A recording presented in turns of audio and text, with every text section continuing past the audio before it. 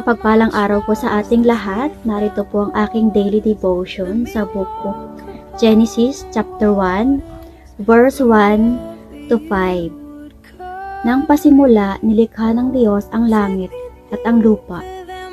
Ang mundo noon ay wala pang anyo at wala pang laman. Ang tubig na bumabalot sa mundo ay balot ng kadiliman. At ang Espiritu ng Diyos ay kumikilos sa ibabaw ng mga tubig. Sinabi ng Diyos, magkakaroon ng liwanag, at nagkaroon nga ng liwanag. Nasiyahan ang Diyos sa liwanag na nakita niya. Pagkatapos, inihiwalay niya ang liwanag sa kadiliman. Tinawag niyang araw ang liwanag at gabi naman ang kadiliman. Lumipas ang gabi at dumating ang umaga, iyon ang unang araw. Amen po. Magandang gabi po sa ating lahat. Narito po ang aking daily devotion. Genesis chapter 1 verse 1 to 5.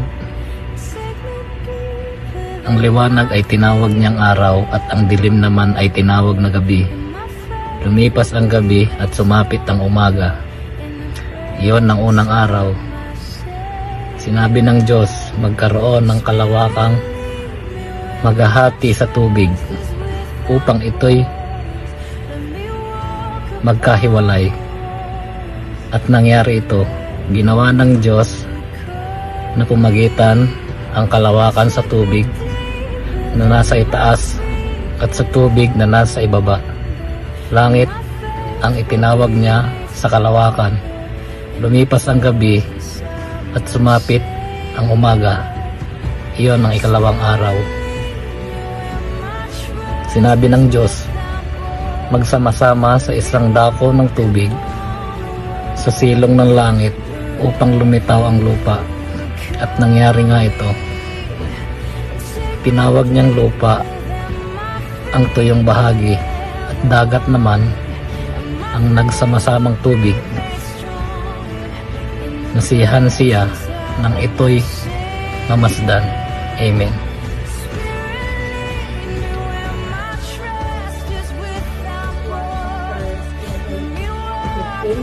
At sinabi ng Diyos, sibulan ang lupa ng damo, pananim na nagkakabinhi at punong kahoy na namumunga ayon sa kaniyang pagkakahoy na taglay ang kaniyang binhi at ibabaw ng lupa.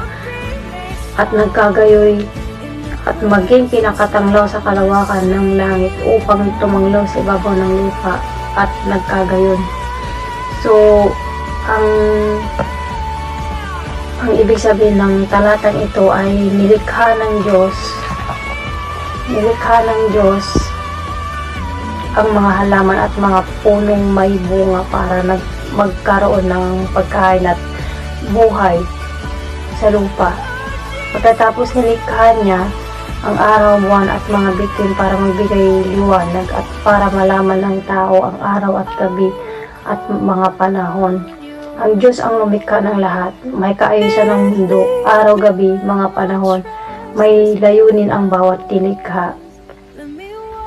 So, yun lang po. I'm reading this Bible verse for my devotion. It's from Genesis chapter 1, verse 16 to 20. It says here, God made two great lights, the greater light to govern the day and the lesser light to govern the night. He also made the stars. God set them in the vault of the sky to give light on the earth, to govern the day and the night, and to separate light from darkness. And God saw that it was good. And there was evening, and there was morning, the fourth day. And God said, let the water teem with living creatures, and let birds fly above the earth across the vault of the sky.